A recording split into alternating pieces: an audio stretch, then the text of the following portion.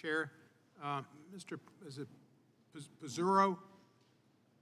Yes, sir. Good. Thank you. What branch of law enforcement does the most work on these cases? Is it the FBI or is it local law enforcement? Who is the most active? The Internet Crimes Against Children Task Force, which is comprised of 61 task forces throughout the U.S., does the bulk of all the child sexual abuse cases in the U.S. How do they do? I'm not sure how a 61-member group does that. What do they So the Protect Our Children Act in 2008 authorized a task force, and it created 61 task forces throughout the U.S. The challenge is that they're really underfunded and under-resourced. So, for example, from New Jersey, where I was from, the New Jersey State Police, we were in charge of that entire task force for that state. So what we would do is the task force probably has about 5,000 affiliated agencies.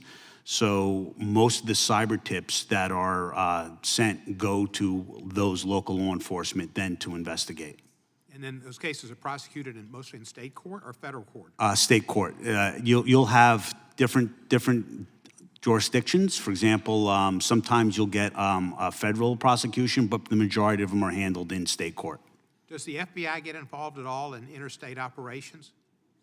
They will do operations, but generally speaking is that some will be interstate, some they'll do some larger investigations as well, but for the most part, the ICAC task force, along with HSI, are really the two predominant agencies that do most of the child exploitation. They're mostly state agencies? Yes. All right. Anybody else up here from law enforcement? No, I didn't think so.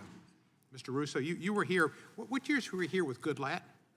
So I was here with Congressman Goodlatte back in 2016 and 2017, sir.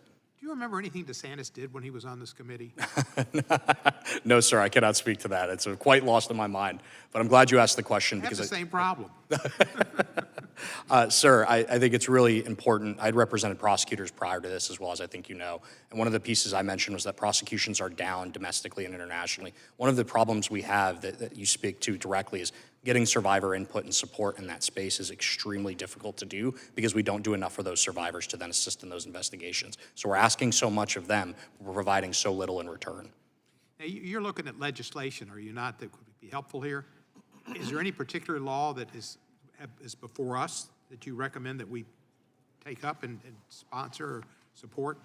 Thank you, Congressman. I think there's a couple that come to mind. First, as I mentioned, was the Trafficking Survivor Relief Act, as well as Sarah's Law. Both of those are focused on providing those, not just children, but also adults who have faced criminal offenses as a part of their trafficking. Often they're coerced into the crimes you would expect, things like prostitution, but they're also coerced into other crimes that you may not expect, such as drug distribution or forced to commit robberies or assaults. Well, those things hang over those individuals as we then need them to prosecute the actual criminal offender. Well, if you have a criminal record hanging over your head, how likely are you to comply with law enforcement knowing that you may not be able to yourself come out of trouble? I think that's presented a significant problem. And then the only other one I'll mention is the Earn It Act, which I think will help focus on actually holding tech platforms accountable so that they are doing a better job, and Mr. Bizarro can speak better to this, but they are often non-responsive to law enforcement, and that's a significant problem as well. I know my staff can do this for me, but who are the prime sponsors of those bills in the House?